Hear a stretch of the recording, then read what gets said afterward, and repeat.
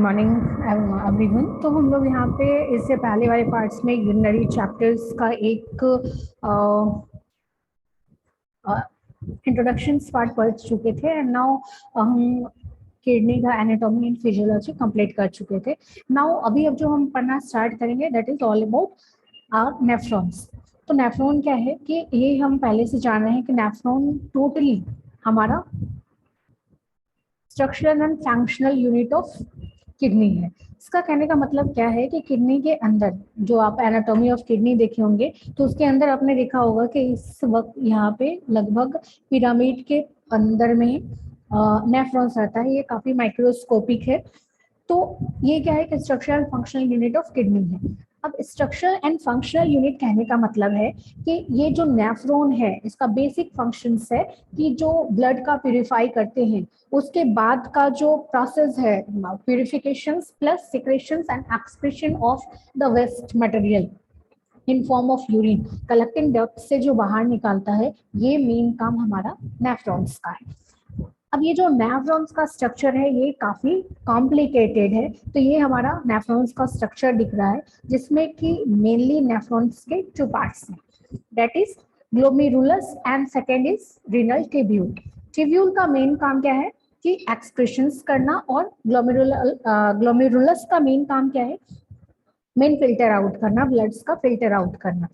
अब ये जो पार्ट्स बना है हमारा, ये गोल वाला जो पार्ट्स है जो बाउमेंस कैप्सूल्स जिसको बोलते हैं, यहाँ पे ब्लड आता है एफरेंट आर्टियोल से और जो नॉर्मली ब्लड है वो इंस्टेंट में निकल जाता है इफरेंट आर्टियोल से। बाकी जो बचा वो हमारा सिक्रेशंस या फिल्ट्रेशंस पार्ट वो हमारा रिनल कार्पसल्स के अंदर होता है, दैट इज मालफिशियंस बॉडी के अंतर्गत। नाउ अब एक और ट्यूब्यूल्स आता है।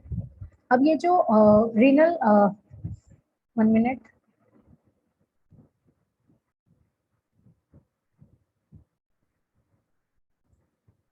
ओके। अब ये जो मालफिजियन बॉडी है तो ये क्या है कि एक मिनट, एक बार हम एनाटॉमी और दिखाना चाहेंगे इसका। तो एक और नया स्ट्रक्चर्स हम देखते हैं। ये हमारा एनाटॉमी ऑफ नेफ्रॉन्स। तो ये काफ़ी कॉम्प्लिकेटेड है और ये जो नेफ्रॉन्स है यहाँ पे बहुत ज़्यादा हमारा कैपिलरीज से एम्बेडेड रहता है, एक दूसरे के साथ ये कैपिलरीज से बहुत ज़्यादा इंटरलिंक रहता है। फॉर एग्जांपल यहाँ पे जो हम देखते हैं दैट इज बाउमेंस कैप्सूल और यहाँ पे जो ब्लड एंटर कर रहा है वो इफरेंट आर्टियोल से। हमेशा हम कंफ्यूज करते रहते हैं एफरेंट एंड इफरेंट आर्टियोल से, तो स्पेलिंग में सिर्फ ए और ई का डिफरेंस है, रेस्ट इज सेम।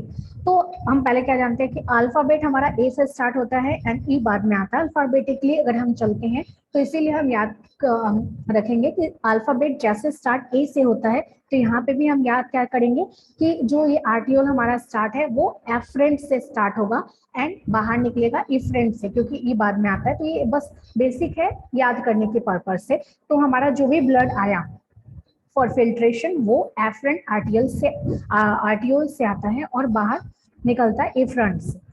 तो अब इसके अंदर ये जो हमारा गोल जहाँ पे ये बहुत ज्यादा कैपिलरीज और आर्टियोल्स बहुत ज्यादा इंटरलिंक टाइप में है, जहाँ फिल्ट्रेशन कैरी आउट होता है, उस एक पार्ट को हम लोग बोलते हैं ग्लोमेरुलस। नाउ जो सेकेंड पार्ट है, आगे जैसे ये ग्लोमेरुलस आगे बढ़ता है वो पीसीटी होता है और ये जो बाउल शेप का रहता है इसको हम लोग बाउमेंस कैप्सूल्स बोलते हैं। उसके बाद पीसीटी फिर फर्दर ऑन होता है जिसको सबसे थिन पार्ट्स में डिस्ट्रीब्यूट होता है यू शेप्ड में, इसको हम लोग बोलते हैं लूप ऑफ हेनले और इसको ही डिसेंडिंग और असेंडिंग लूप ऑफ हेनले में कैटेगराइज किया गया है। और ये लूप ऑफ हेनले आगे बढ़ के होता है DCT, that is distal convoluted tubules, और वो कनेक्ट होता है हमारा कलेक्टिंग ट्यूब्यूल्स कलेक्टिंग डक्ट से या ट्यूब्यूल्स से। तो ये हमारा पूरा है स्ट्रक्चर ऑफ नेफ्रॉन्स, ये माइक्रोस्कोपिक है। अब हम जानेंगे कि ये जो स्ट्रक्चर ऑफ नेफ्रॉन्स है इसका मेन काम क्या है। तो ये स्ट्रक्चर्स बनाना भी इजी है, कुछ नहीं, एक बाउमेंस कैप्सूल्स बनाना है, उसके अंदर आपको एक एफरेंट आर्टियोल से ब्लड लाना है, इफरेंट से बाहर करना है। और ये फिजियोलॉजी क्या है ये हम नेक्स्ट पार्ट में पढ़ेंगे, आज सिर्फ फिजियोलॉजी ऑफ एक्सक्रीटरी सिस्टम ये नेक्स्ट पार्ट में पढ़ेंगे। आज हम इस एक मॉड्यूल में सिर्फ नेफ्रॉन्स का स्ट्रक्चर पढ़ेंगे और इसका मेन पर्पस क्या है वो पढ़ेंगे। ओके, तो नाउ तो अब यहाँ पे जो दो है, एक मालफिजियन बॉडी और दूसरा है रीनल ट्यूब्यूल। तो मालफिजियन बॉडी के अंदर क्या होता है कि जिसको रीनल कार्पसस भी बोलते हैं या मालफिजियन बॉडी बोलते हैं, ये ग्लोमेरुलस का बना होता है जो सराउंडेड है एक कैप्सूल से, जिसको हम लोग ग्लैमेरुलर कैप्सूल्स बोलते हैं या बाउमेंस कैप्सूल्स बोलते हैं। इसके अंदर बाउमेंस कैप्सूल्स के अंतर्गत ये बहुत ज्यादा कॉम्प्लिकेटेड कैपिलरीज का एक नेटवर्क है जो एफरंट से स्टार्ट होके इफरंट में एंड आउट होता है। क्योंकि एफरंट से ब्लड आ रहा है इसलिए उसका डायमीटर थोड़ा बड़ा होता है, इफरंट से बाहर निकल रहा है इसीलिए उसका क्या बोलते हैं डायमीटर कम होता है। और ये बड़ा छोटा इसलिए रहता है ताकि वो ब्लड प्रेशर मेंटेन रहे हमारे ग्लोमेरुलस में। अब उसके आगे हम जब पढ़ते हैं तो यहाँ पे बहुत ज्यादा एपिथेलियल सेल्स रहते हैं, ऑब्वियस सी बात है। उसके बाद जब हम ट्यूब्यूल पार्ट्स में आते हैं, रीनल ट्यूब्यूल्स पार्ट्स में आते हैं, तो इसमें मेनली 3 टाइप्स के पार्ट होते हैं। पहला स्टार्टिंग पॉइंट्स जिसको हम लोग पीसीटी बोलते हैं या प्रॉक्सिमल कॉन्वुलेटेड ट्यूब्यूल्स बोलते हैं। दूसरा जो थिन टाइप का है उसको हम लोग लूप ऑफ हेनले बोलते हैं। और लास्ट है हमारा distal part, distal convoluted tubule या डीसीटी बोलते हैं। अब ये पार्ट्स कहाँ कहाँ हैं, तो रीनल कॉर्टेक्स में डीसीटी एंड पीसीटी है, और लास्ट वाले पार्ट में डिस्टल पार्ट में मेडुला वाले पार्ट्स में हमारे लूप ऑफ हेनले होता है। अब एक एक करके हम इस पार्ट्स के बारे में पढ़ेंगे। DCT, loop of Henle and collecting tubules. तो ये सारे जो भी हैं इनका मेन काम क्या है कि जो रीअब्जॉर्प्शन करना, जो एक्सक्रीट आउट हो रहा है उससे कुछ मटेरियल बाहर निकालना। तो जैसे हमारा पीसीटी है, तो पीसीटी स्टार्टिंग हो गया बाउमेन कैप्सूल्स के बाद जो नेक्स्ट होता है वो हमारा पीसीटी है। इसमें बहुत ज्यादा माइक्रोविली होते हैं और ये सारे कैपिलरी से इंटरलिंक्ड होते हैं। तो इसमें एब्जॉर्प्शन क्या चीज हुआ, जैसे वाटर निकल, वाटर ब्लड प्यूरिफिकेशन के लिए आया, जो इंस्टेंट था वो निकल गया। तो यहाँ पे मैक्सिमम रीअब्जॉर्प्शन होता है वाटर का, ग्लूकोज का, एमिनो एसिड्स का और सम इलेक्ट्रोलाइट्स का। उसके बाद जो लास्ट में यू शेप्ड बचता है रीनल ट्यूब्यूल्स, दैट इज यहाँ पे हम देखेंगे ये हमारा पीसीटी है, ये हमारा U shaped loop of Henle है। तो ये जो लूप ऑफ हेनले है उसका मेन काम क्या है कि ये काउंटर करंट मैकेनिज्म को बैलेंस करता है, मेनली इसका मेन काम यही रहता है।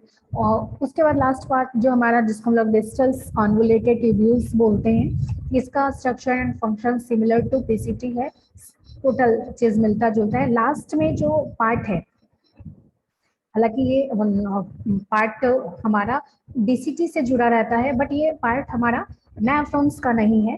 तो जो भी चीज वेस्ट बच गया वो कलेक्टिंग ट्यूब्यूल से होते हुए हमारे ब्लैडर में आ जाता है। ओके, तो इसी बेसिस पे तो आपने यहाँ पे जो देखा हमारा tubules, renal tubule, DCT, PCT के हिसाब से जो भी नेफ्रॉन्स जिसका लूप ऑफ हेनले मेडुला के अंतर्गत चला जाएगा, पेनिट्रेट कर जाएगा, उसको हम लोग डेक्स्ट्रा मेडुलरी नेफ्रॉन्स बोलते हैं। और जो शॉर्ट रहता है, जिसमें लूप ऑफ हेनले काफी शॉर्ट है, जो कॉर्टेक्स तक ही रह गया, उसको हम लोग कॉर्टिकल नेफ्रॉन्स बोलते हैं। तो ये हमारा टोटल नेफ्रॉन्स के बारे में है। उसके बाद नेक्स्ट आता है यूरेटर्स।